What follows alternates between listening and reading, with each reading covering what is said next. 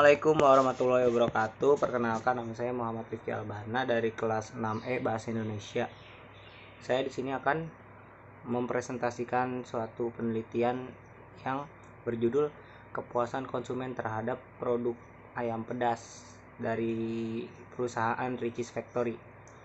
Iya, latar belakang permasalahannya adalah pada era pemasaran modern saat ini, jumlah merek dan produk yang bersaing dalam pasar menjadi semakin banyak, sehingga konsumen memiliki ragam pilihan dan alternatif produk dan jasa yang dapat memenuhi kebutuhannya dan berhak memilih sesuai dengan apa yang konsumen inginkan. Konsumen merupakan salah satu pihak yang paling penting bagi perusahaan. Pada dasarnya, konsumen tidak tergantung pada perusahaan, tetapi perusahaanlah yang tergantung pada konsumen.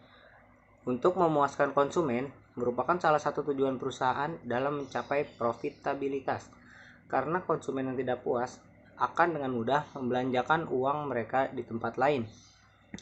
Fenomena ini membuat persaingan antar pelaku bisnis menjadi semakin kuat. Tuntunan kebutuhan konsumen akan penciptaan kepuasan yang tinggi membuat para produsen dan pemasar berlomba untuk memberikan nilai lebih pada produknya. Berbagai cara dapat dilakukan oleh perusahaan dalam upaya menciptakan kepuasan konsumen. Perusahaan dapat memberikan apa yang dituntut oleh konsumen, seperti melalui brand image, produk quality, dan service quality yang tinggi, hingga penetapan price yang terjangkau. Menurut Kotler dan Keller, brand image adalah persepsi dan keyakinan konsumen seperti tercermin dalam asosiasi yang terjadi dalam memori konsumen. Brand image juga dikonseptualisasikan oleh Bill 1992 ayat 8 dalam Sondoh Jr. et al. 2007 sebagai sekelompok atribut dan asosiasi di mana konsumen terhubung dengan nama merek. Faktor lain yang juga mampu menciptakan kepuasan konsumen adalah produk quality dan service quality yang sangat tinggi.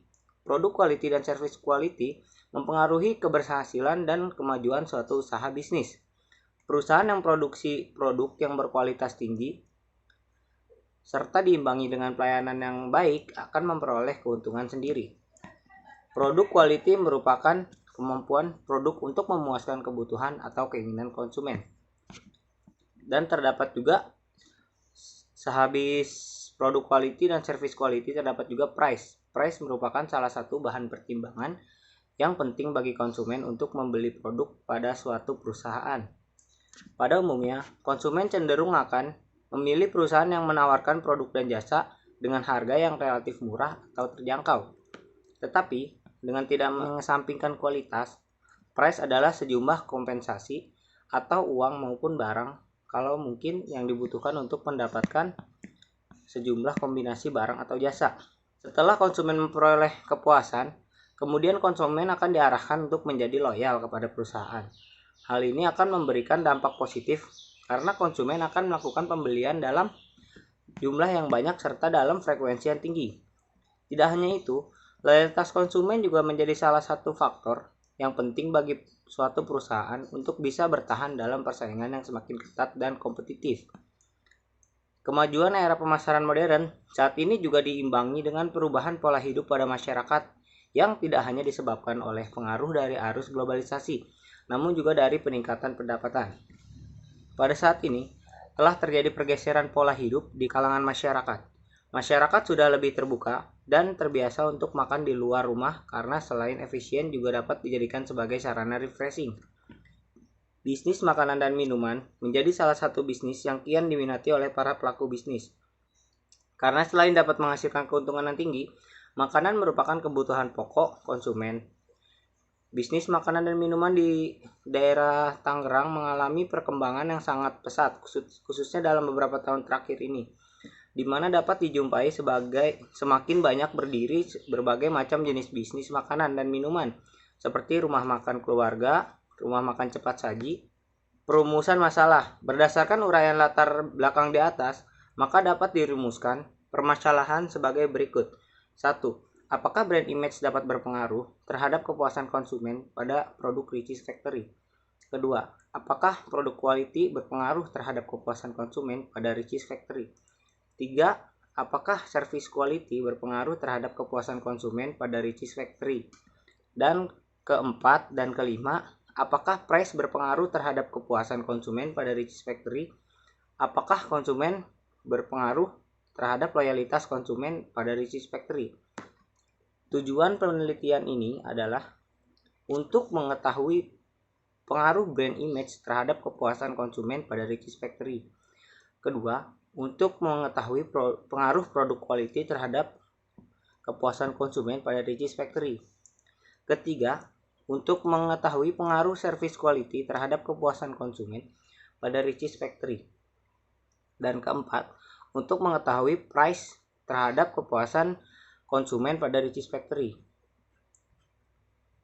Manfaat penelitian. Manfaat praktis. Hasil penelitian diharapkan dapat menjadi masukan bagi para pelaku usaha, khususnya yang bergerak di bidang makanan dan minuman, untuk lebih berfokus dan memperhatikan bagaimana pengaruh dari brand image, produk quality, service quality, dan price terhadap kepuasan konsumen, sehingga dapat menciptakan loyalitas konsumen. Manfaat akademis. Hasil penelitian diharapkan dapat memberikan manfaat untuk pengembangan ilmu manajemen pemasaran, terutama dari sudut pandang brand image, produk quality, service quality, dan price terhadap kepuasan konsumen dalam upayanya menciptakan loyalitas konsumen, serta dapat digunakan sebagai tambahan dalam referensi dan rekomendasi bagi penelitian yang akan datang. Sistematika penulisan.